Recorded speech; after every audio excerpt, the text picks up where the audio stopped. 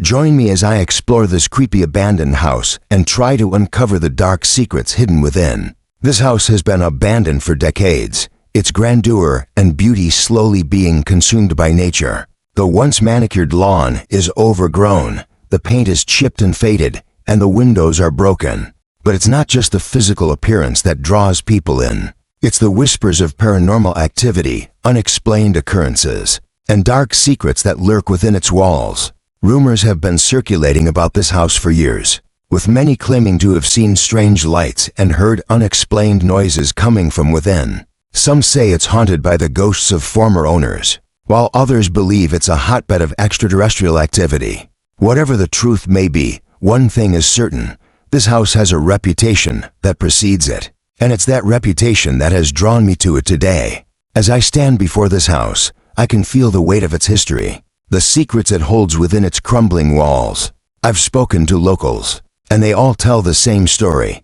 This house has been the site of unexplained occurrences for decades, from doors slamming shut to disembodied voices whispering in the dead of night. But what's the root of it all? Is it truly paranormal, or is there a more rational explanation?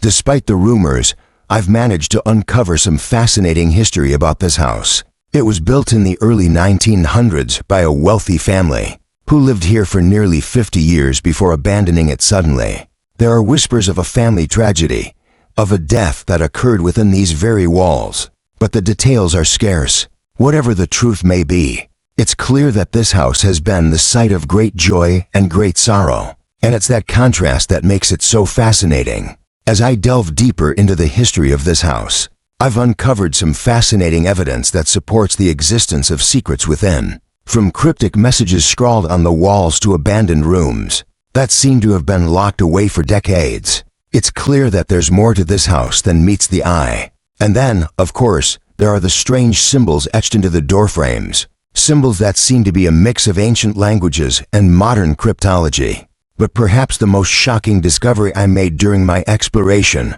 was the hidden room. Deep in the basement, it was locked away behind a bookshelf, and it took me hours to finally gain access. Inside, I found a treasure trove of strange artifacts, from ancient ritualistic symbols to modern surveillance equipment. It's clear that whoever was using this room was trying to uncover secrets of their own. But what were they searching for? As I stand back and look at the journey I've taken through this house, I'm left with more questions than answers. What secrets lie within these walls? What drove the former owners to abandon it so suddenly? And what lies at the heart of the paranormal activity that's been reported here? One thing is certain: this house is a mystery that will continue to intrigue and haunt me for years to come. Thanks for joining me on this journey through the abandoned house.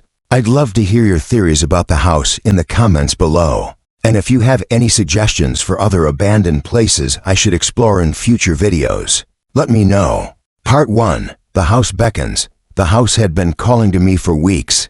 Not in the literal sense, of course, but I found myself looking over my shoulder whenever I passed by, feeling its looming presence even when I was blocks away. There was something magnetic about it, a crumbling Victorian mansion, veiled by wild tangles of ivy and towering oaks. People in town told me it had been abandoned since the 1960s, ever since the last family to live there had moved out in the dead of night. Some people said they'd never even taken their things with them. One Friday night, curiosity overtook caution, and I found myself at its wrought iron gate, staring up at the dilapidated structure. The windows stared back, hollow and dark, eyes that had witnessed things better left unspoken. As I walked up the path, every step felt heavier, like the earth beneath was pulling me down, warning me to leave. The front door was barely on its hinges, making it easy to slip inside. The faint smell of mold and decay assaulted my senses, mingling with something else, a faint sweetness, like flowers left too long in stagnant water. My flashlight flickered over the peeling wallpaper, and I saw something strange, symbols scrawled in a language I didn't recognize, spiraling out from the doorframes and walls in dark, oily strokes. The silence in the house was oppressive, almost alive. I'd heard the stories, of course, of lights that glowed from the windows at night, of a woman's laughter echoing through the rooms, of shadows that didn't match the objects they came from. But standing there, All of those tales felt real in a way that no amount of idle chatter in the bar had managed to convey. And then I heard it, a soft, dragging sound coming from the back of the house. At first, I thought it might be an animal, a raccoon or stray cat, perhaps. But as I listened, the dragging grew louder, closer, and I realized it had a rhythm to it, like someone scraping their nails along the floor. With each step, the temperature in the house seemed to drop. I reached a set of stairs leading to the basement, and there, painted on the wall in that same inky substance, was a single word, come, asterisk. I couldn't tell if it was an invitation or a threat, but it was enough to make me pause. Part 2, Into the Depths. The basement door creaked open, revealing a narrow staircase descending into pitch darkness. Every instinct screamed for me to turn back, but the chill in the air was intoxicating. I needed to know what lay below. As I stepped down, the light from my flashlight trembled, flickering erratically as though the batteries were dying. But I had just changed them that morning. The steps were warped and bowed under my weight, groaning in protest as I made my way down. I could hear faint whispers coming from the darkness below, just on the edge of hearing. The sounds were incoherent, like 100 voices layered over each other, rising and falling in a discordant symphony that made my skin crawl. I tried to convince myself it was just the wind slipping through cracks in the walls, but deep down, I knew better. At the bottom of the stairs, the space opened up into a large room, damp and musty. A single, bare bulb dangled from the ceiling, swinging gently as if recently disturbed. Against the far wall was a bookshelf, but instead of books, it held small, dusty objects, an old doll with missing eyes, a tarnished locket, a cracked mirror, items that seemed wrong here, each radiating a dark energy. Then I noticed a narrow seam in the wall behind the bookshelf, just barely visible in the dim light. It looked like a door, covered in the same strange symbols as the entryway. The symbols spiraled inward, leading my gaze to a small latch at its center. Without thinking, my hand reached out and grasped it. The metal was icy, sending a jolt of cold up my arm. I pulled, and with a low, grating sound, the hidden door slid open. The room beyond was smaller, a claustrophobic space that felt separate from the rest of the house.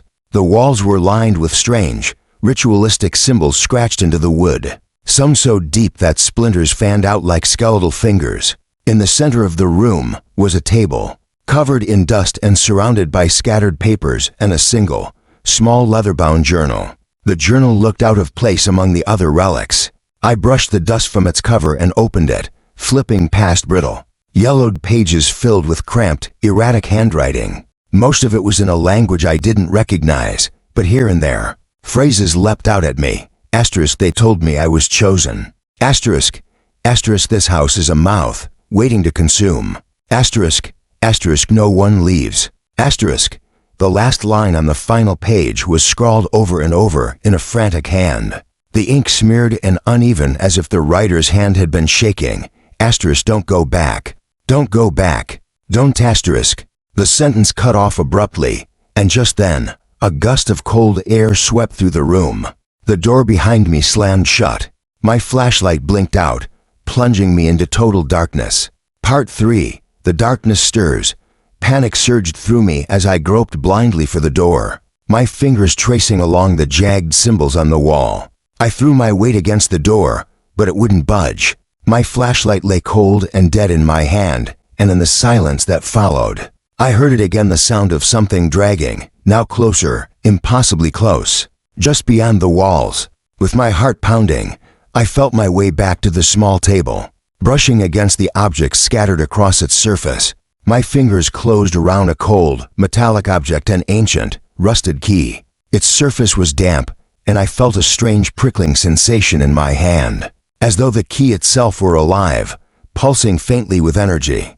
Just as I slid it into my pocket, a whisper floated through the darkness, so close to my ear I could feel the chill of its breath. I couldn't understand the words, but the tone was unmistakable, eager, mocking. I felt something graze the back of my neck, a cold, damp touch that made my skin crawl. The air thickened, pressing down on me from all sides, as if the walls were closing in. Then, in the pitch black, something moved. A faint glow appeared in the corner, illuminating a figure hunched in the shadows.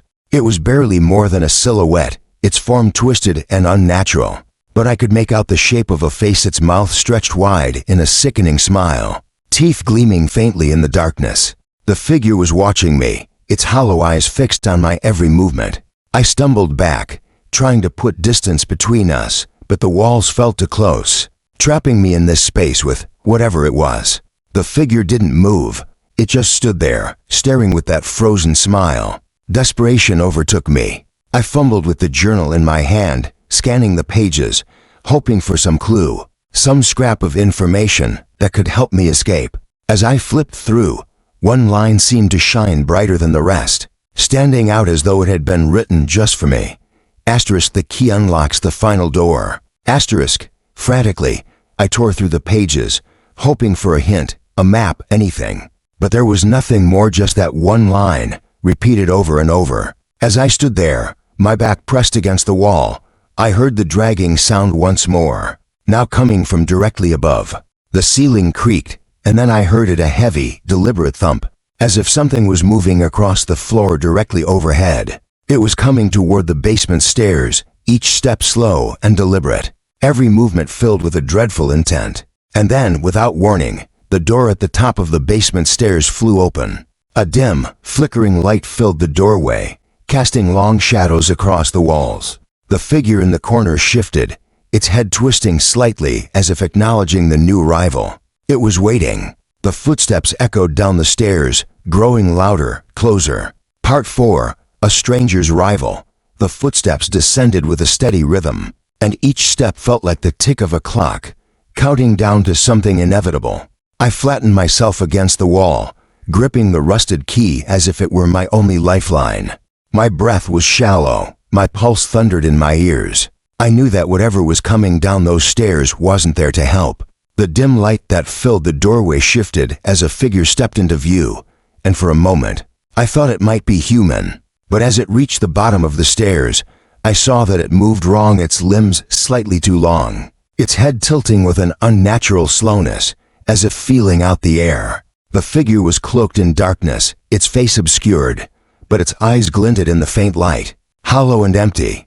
I was trapped between this thing and the shadowed figure still lingering in the corner. My heart pounded in my chest, and I glanced at the key in my hand, wondering if there was another door, a way out. But the only door was behind the figure, blocking my escape.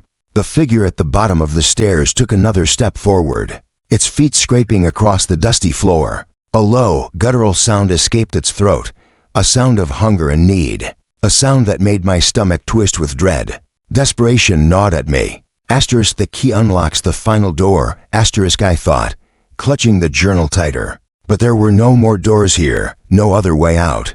Then, like a spark in the darkness, I remembered something, the bookshelf in the main basement room. The one I'd passed when I first came down here. The slight seam in the wall behind it. That was the last door. But getting there meant passing the figure at the base of the stairs. It took another step closer, and as it did, the figure in the corner tilted its head, finally revealing its face. In the dim glow, I saw that its skin was pale and tight, stretched over its skull. Its eyes were empty, lifeless, and its smile too wide, splitting its face from ear to ear. It watched me with an unsettling curiosity, as though it were studying my reaction, savoring my fear. Suddenly, both figures moved, one stepping forward from the stairs, the other sliding along the wall like a shadow come to life. I forced myself to move, dodging past the figure by the stairs. As I did, a skeletal hand shot out, narrowly missing my shoulder, its fingers curling in the air as if grasping for something it had missed. I bolted for the bookshelf, yanking it with all my strength. The wood groaned, resisting, but slowly, inch by inch, it slid aside, revealing a narrow, arched door embedded in the wall. My hands shook as I jammed the key into the lock and twisted. The door creaked open, releasing a blast of freezing air that smelled of damp earth and something metallic, like old blood. Without looking back, I slipped through the doorway and pulled the door shut behind me, trapping myself in a pitch-black tunnel. I felt for the key, hoping to lock the door from the inside, but my hand came up empty. The key was gone. As I backed away, I heard the sound of something scratching on the other side of the door, soft at first, but slowly growing louder, more insistent. I stumbled backward down the narrow passage, the walls pressing in around me, forcing me to duck. The air was thick, humid, and heavy, and as I moved deeper into the darkness, I felt an inexplicable weight settle on my shoulders. A faint glow appeared at the end of the tunnel, barely visible, a sickly greenish hue that seemed to pulse like a heartbeat. The scratching at the door behind me grew frenzied, the wood splintering as something clawed at it, desperate to follow. And then, just as the door cracked open behind me, I reached the end of the tunnel.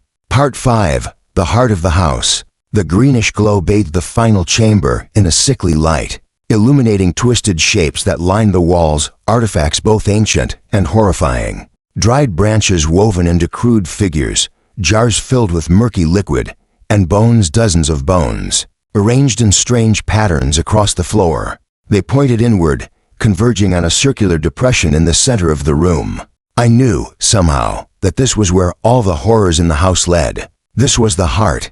As I stepped forward, the temperature dropped even further, chilling my breath. The floor groaned beneath me, the boards trembling as if something massive pulsed just beneath the surface. My hand instinctively reached for the journal again, flipping to that last page with the scrawled warning, asterisk, don't go back. Don't go back, asterisk. A whisper floated through the chamber, a low, seductive hum, the same voice I'd heard upstairs, but now clearer, more insistent. It called my name, each syllable twisting into something dark and distorted, like the house itself was speaking, and I was hearing its true voice for the first time. Then, from the shadows, a figure stepped forward. It was a woman, or what had once been a woman. Her skin was drawn tight, almost translucent, her eyes hollowed out, and her fingers long and spindly, ending in nails that seemed to gleam with an unnatural sharpness. She moved with a dreadful grace, gliding over the floor without a sound. Her mouth opened, stretching far wider than any human should, revealing rows of sharp, glistening teeth. "You came," she said, her voice the same whisper I'd been hearing all night. "They all come in the end." I froze, gripping the journal like a shield, but she only laughed a dry, rattling sound that echoed in the empty chamber. "You wanted answers, didn't you?" she said, taking another step toward me. "You've already seen the heart of this place. Its secrets. They linger here, in every shadow, in every whisper. All you had to do was listen." Her eyes empty, endless pits locked onto mine, and I felt a pull, a sinking sensation like she was dragging me down into those hollow depths. My head spun, images flashing through my mind. The house, new and pristine, filled with laughter. A family gathered around the table, and then screams, endless, echoing screams. I saw glimpses of those who'd entered the house before me, their faces twisted in terror, their eyes wide as the shadows swallowed them whole. I stumbled back, nearly tripping over the bones strewn across the floor. My mind raced, searching for a way out, some way to escape. My hand brushed against one of the twisted figures lining the walls, and a thought struck me: the symbols. They weren't just random marks, they were a language, a binding. With a surge of desperation, I tore one of the symbols from the wall, clutching it tightly. The woman's face twisted, her smile vanishing as she hissed, recoiling as though I'd struck her. The air crackled with energy, the walls trembling as I held the symbol high. "Foolish child," she spat, her voice breaking into a cacophony of other voices, as if the house itself were screaming. "Do you think that will save you?" But I didn't hesitate. I slammed the symbol into the floor at the heart of the room, shattering it. A blinding white light erupted from the floor, searing through the darkness, and the woman let out an ear-splitting shriek, her form flickering like a candle's flame. The walls shuddered, cracks splintering through the wood as the house itself seemed to convulse in pain. Shadows melted away, dissolving into the light, and for a moment, I saw the room as it once was, simple, untouched, a place of warmth, of life. And then, as quickly as it had come, the light vanished. I found myself standing alone in the cold, silent chamber, the woman gone, her whisper lingering faintly in the air. With trembling hands, I retraced my steps back through the tunnel and up the basement stairs, half expecting to feel her cold breath on my neck with every step. But the house was silent, empty, as though whatever darkness had held it captive had finally been freed. When I reached the front door, I glanced back one last time.